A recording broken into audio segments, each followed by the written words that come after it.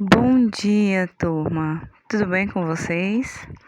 Sejam todos e todas bem-vindos à nossa aula de ciências, tá bom, turma?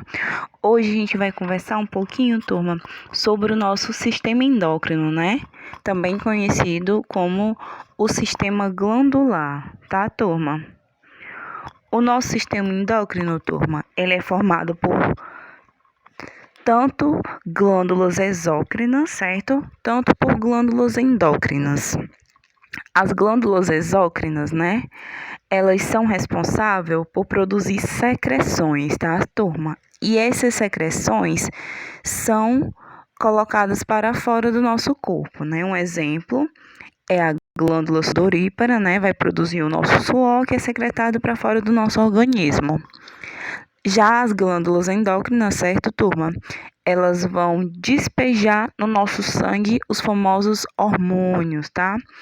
Os hormônios, turma, são substâncias químicas que vão ser produzidas por essas glândulas, né? Mas que vão agir à distância, né? Elas vão estimular ou elas vão inibir a função de algum órgão, tá? Então, esses hormônios, tá bom, turma? Eles vão atuar nas estruturas especializadas ou específicas da membrana da célula, tá? Que são chamadas de receptores, né? Os receptores das células têm a função de quê? De deixar entrar e deixar sair o que a célula está precisando, né? Então, ele é o tipo porteiro, turma. Ele diz: você pode entrar e você pode não entrar, tá bom? Então, turma, olhando essa imagem, ó. Essas são as glândulas, tá? As glândulas do nosso sistema endócrino, tá? Que é o quê? A hipófise, a tireoide, paratireoide, a suprarrenal, o pâncreas e as gônadas sexuais, tá? A gente vai trabalhar um pouquinho cada uma, tá bom? A hipófise, turma. A hipófise, ela tem o tamanho de um grão de uva, certo? Ela vai ficar localizada na base central do nosso crânio e ela é dividida, turma, em dois lóbulos, tá? Ela é dividida no lobo anterior, também conhecido como adenohipófise, no lóbulo posterior menor, né? Que é a neurohipófise.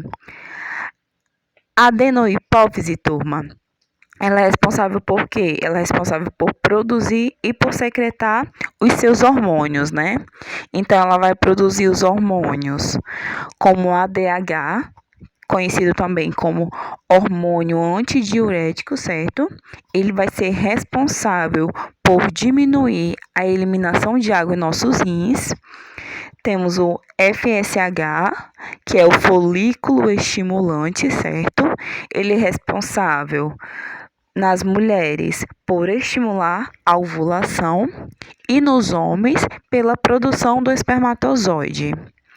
Temos o GH, ou também, né, nossa sigla brasileira, que é o REC, né, HEC, que é o hormônio estimulante do crescimento, né, responsável pelo crescimento.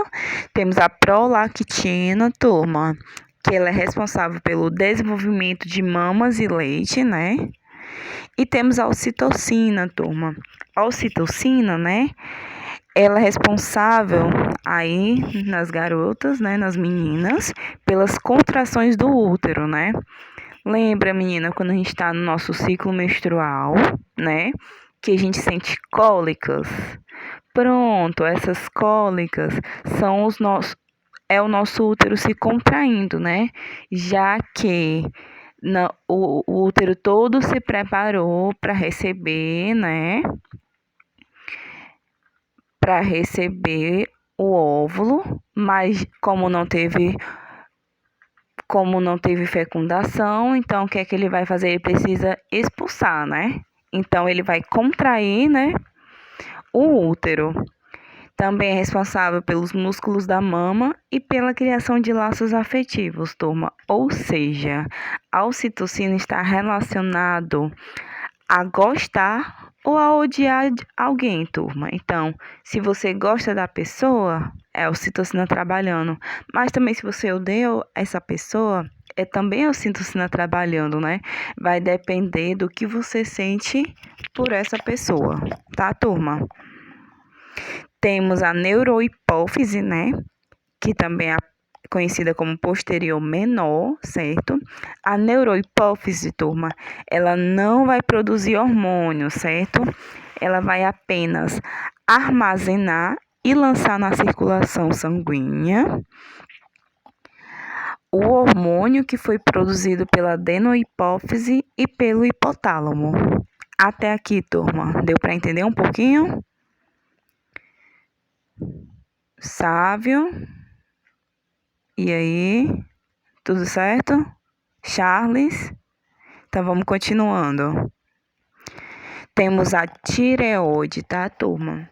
A tireoide, né? Ela tem um papel assim, ó, fundamental no nosso metabolismo, né? Porque os seus hormônios, né, eles vão trabalhar com múltiplas funções orgânicas, né? Como a gente pode ver aí, ó. Temos a T3, a T4, né? Que é a tiroxina, que são aceleradores, né, do nosso metabolismo, né? Temos a calcitonina, que vai levar o excesso de cálcio do sangue para os nossos ossos. O T3 e o T4 possuem o iodo, né? E, turma, a gente tem problemas relacionados à falta ou ao excesso de hormônio, né? De iodo na nossa tireoide, né? Então, quando, né?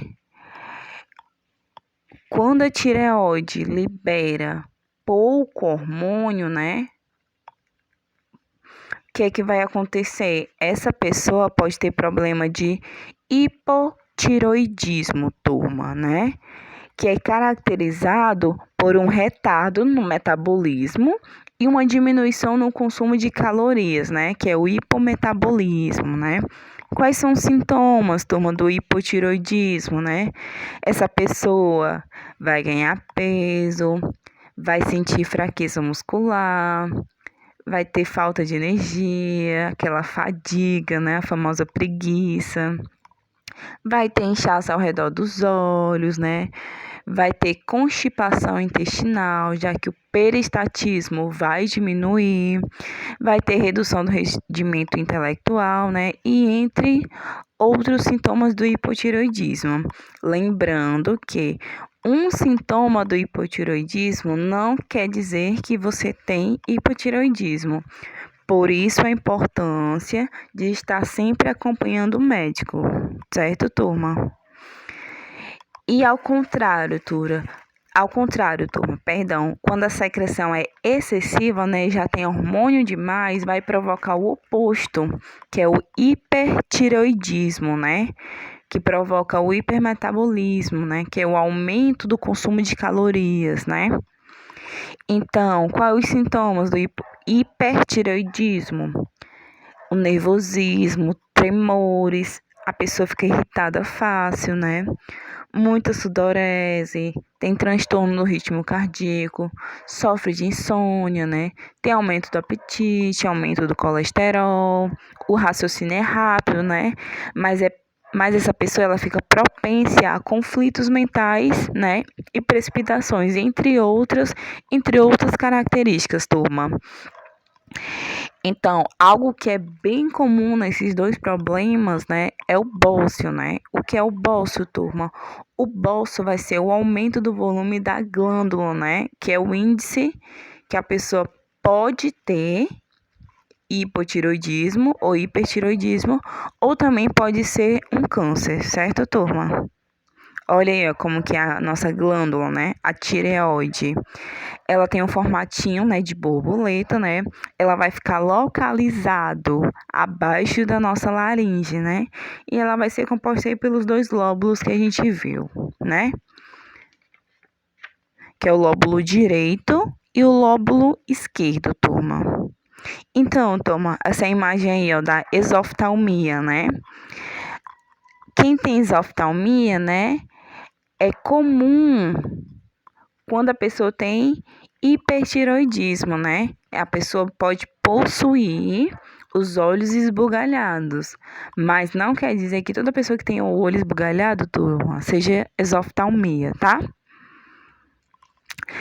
Nós temos as nossas paratireoides, né? Que vão liberar hormônios no sangue, certo, turma? A sua secreção é o PTH, né, que é o hormônio paratireoide, tem a função de regular os níveis dos íons cálcio, magnésio e fosfatos no nosso sangue, né? Como a gente pode ver aí, ó. As paratireoides, né, elas são bem pequenas, né? São pequenas glândulas que vão ficar, tipo, incrustadas, né, na nossa tireoide. Até aqui, turma, tá dando para entender? Marjorie, Thaís, tudo certo aí? Kevin, tá prestando atenção, tá anotando? Então vamos aí, ó, continuando. Vamos falar agora sobre o pâncreas, ou também conhecido como ilhotas pancreáticas, tá? O pâncreas, turma, é uma glândula mista, né? Vamos relembrar que a gente já estudou o pâncreas no nosso sistema digestório, né? E o pâncreas, lá no sistema digestório, ele tem a função de quê? Tem a função de produzir suco pancreático, né, turma? E esse suco pancreático serve para quê? Para digerir gordura, proteína e carboidrato, certo? Já aqui, turma, no nosso sistema endócrino, o pâncreas já vai ter outra função, certo? O pâncreas, né? Ele vai possuir células alfa e beta, né? As células alfa vão ser responsáveis por secretar o glucagon e as células beta por secretar a insulina, turma. E como que acontece isso? Vamos lá, dar uma olhadinha. Entra lá o alimento, né? Você acabou de comer aquele sanduíche assim, ó. Sanduíche com um copão de Coca-Cola bem geladinha. Desceu tudo lá pro seu estômago, né? Aí chega lá o alimento, né? Quando o alimento chega, a taxa de glicose, ó, tá alta, certo? Então, o que vai acontecer? As células betas, né, vai estimular a produção de insulina, certo? E essa insulina vai fazer o quê? Vai chegar lá no fígado, né? E vai dizer assim: ei, tem muita glicose. Você precisa, ó, produzir aí, ó, absorver essa glicose e armazenar o excesso em forma de glicogênio. Aí o fígado diz assim: certo, faz lá a sua parte, né? Depois que tudo isso acontece, né? A glicose foi absorvida, foi armazenada uma parte em forma de glicogênio. As células betas vai inibir, né? Porque vai haver a diminuição de glicose no sangue, né? Então, essa diminuição de glicose vai estimular as células alfa, né? Que vai fazer o quê? Vai liberar o glucagon, né? E o glucagon vai agir lá no fígado, né? Que vai quebrar o glicogênio e liberar a glicose, né? E por aí vai, né? É um ciclo, até que você se alimente novamente e aí para a célula beta trabalhar novamente. Então, as células alfas e as células beta, turma, têm a função antagônica, né? Enquanto um, né, estimula a produção, né, de insulina, né, para absorver a glicose, o outro vai diminuir os níveis de glicose no sangue, né? Um aumenta, o outro diminui, né? E por aí vai. Então, os dois trabalham em conjunto, né? Mas às vezes, turma, né? Você é uma pessoa que gosta, assim, muito de comer, né? De comer muito, de comer coisas com açúcar, né? Ah, o que é que o pâncreas faz? Ele diz assim, cansei, não quero mais. Quando o pâncreas faz isso, né? cansei, não quero mais, é um problema, turma. É um problema assim, ó. Por quê? Porque no pâncreas, né, você pode desenvolver a diabetes, turma. E o que é a diabetes?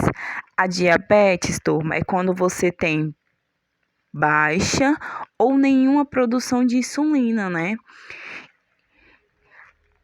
Então, existem dois tipos de diabetes, tá bom, turma? Temos a diabetes do tipo 1, conhecida como diabetes mellitus, tá?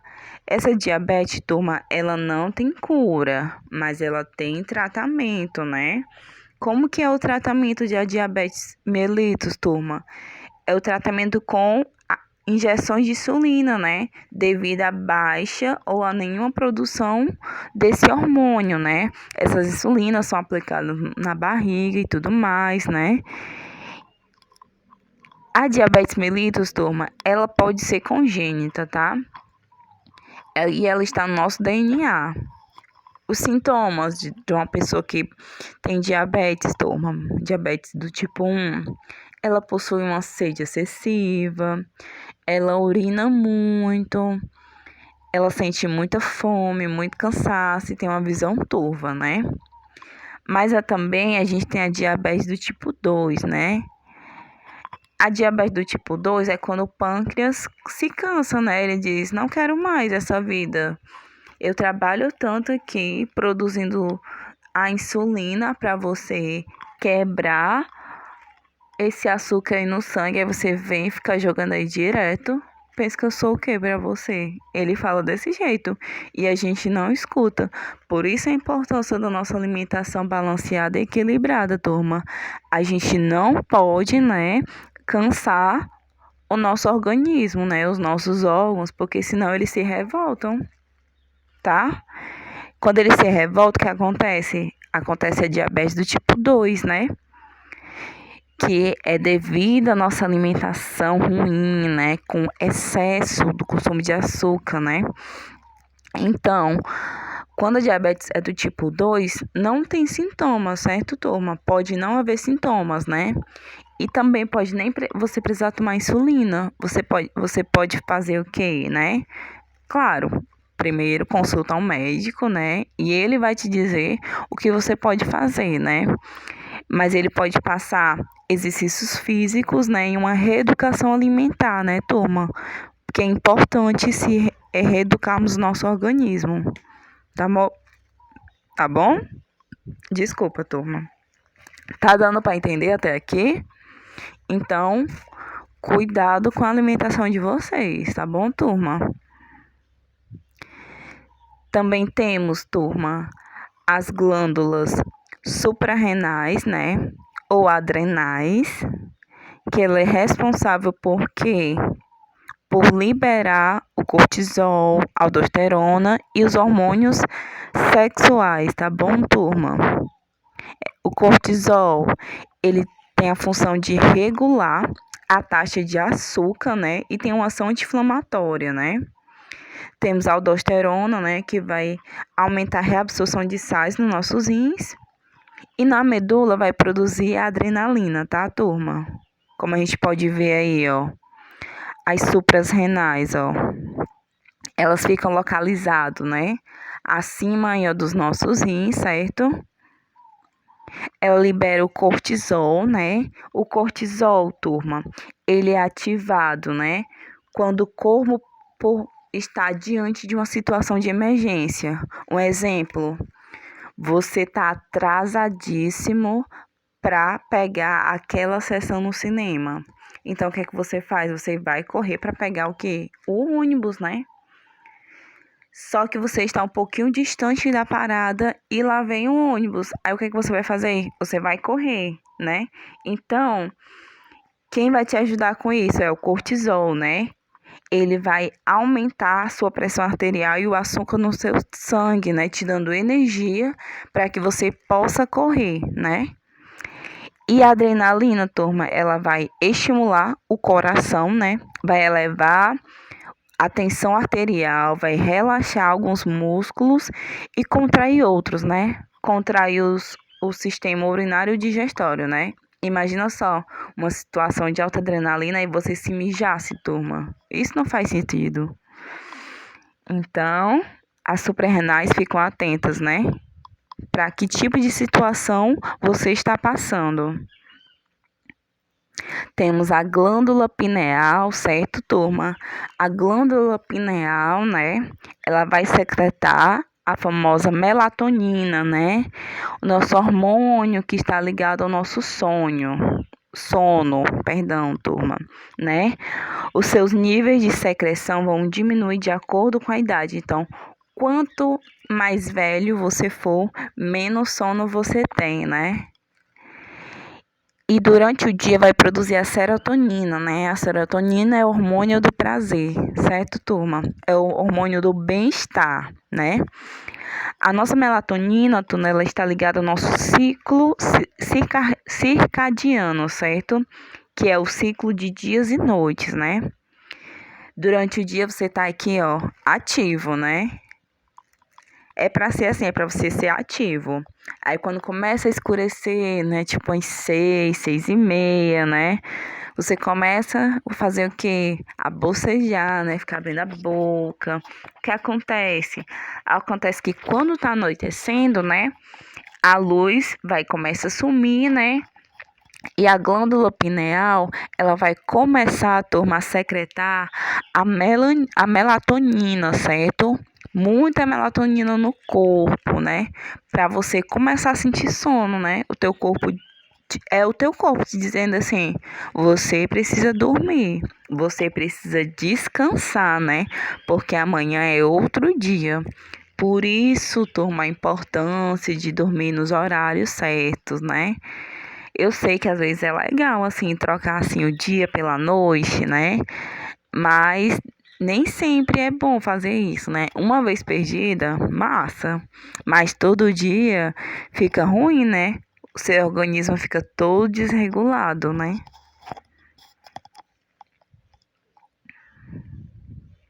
E para finalizar a nossa aula, turma, temos as nossas gônadas ou glândulas sexuais, tá? Temos duas, né? Temos a que está localizada nos homens, que é o testículo, certo? Os testículos é responsável por quê? É responsável pela produção de testosterona, turma. Vai dar os caracteres secundários masculinos, né? Que vai ser o quê? O engrossamento da voz, né? Pelos faciais, o desenvolvimento do aparelho genital masculino. E nas meninas, né, possuímos o quê? Os ovários, né? Os ovários, né, responsável por quê? Pelas glândulas sexuais femininas, né, produzindo a progesterona, o estrogênio e o LH, né?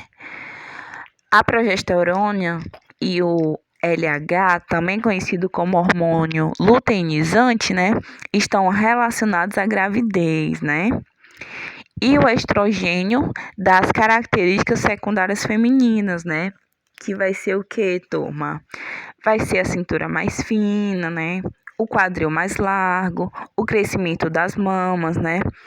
Tudo isso é o nosso corpo preparando para que um dia, né, você possa se reproduzir, né? Você possa dar continuidade na a perpetuação da espécie, né? A espécie assim continuar. Então, turma, espero que vocês tenham aprendido, né, sobre o nosso sistema endócrino, né? Qualquer dúvida, estamos aqui, tá bom, turma? Um beijo e um abraço a todos e a todas. Se cuidem, tá bom? Beijos e até a próxima aula.